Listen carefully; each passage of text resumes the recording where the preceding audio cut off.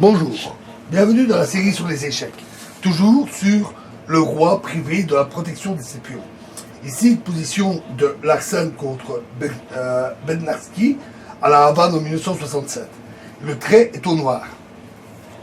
La position des noirs est fort difficile en raison de la pression sur la colonne C et de la pression sur la colonne E avec les tours doublés et de la menace tactique dame C7 avec le pion passé qui devient alors mortel. Les noirs jouèrent alors F5 qui attaque la tour,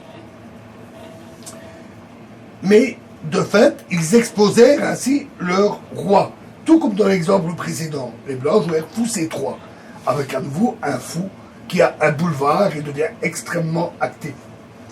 Et donc il apparaît alors que les noirs n'ont pas de défense satisfaisante contre dame E5 qui menace le mat plus la puissance sur la colonne E.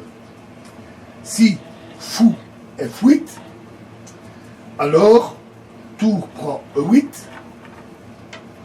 tour prend E8, dame C4, échec, dame F7, et tour prend E8 et gagne.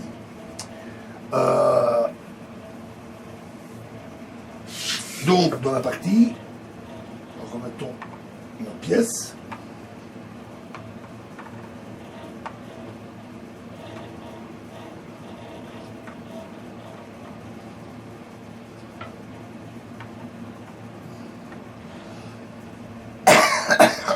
Après F5, fou C3, les noirs jouèrent alors F pour E4, autant soulager la pression sur la colonne E. Dame E5 et fou F8 pour protéger G7 avec le fou et la dame. Dame H8 échec, roi F7. Tour F1 échec, dame F5. Tour prend F5, G prend F5. Alors les noirs vont en présent échanger leur dame contre deux tours. Mais le roi est toujours exposé et ça ne permet pas de résistance sérieuse.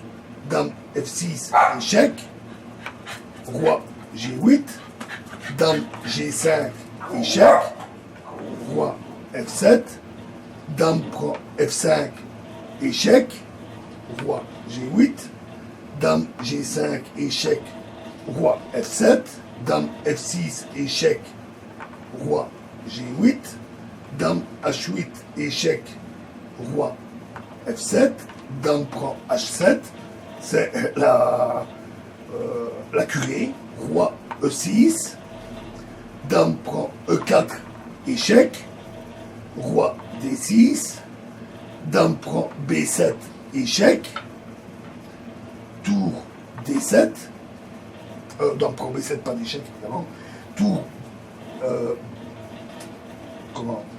tour D7, dame prend A6. À ce stade, ils auraient déjà dû abandonner quand on voit la différence matérielle écrasante. Roi E6, B7 échec, fou D6, et dame C4 échec, et les noirs abandonnèrent enfin. Voilà, prochain exemple dans la prochaine vidéo. Je vous remercie.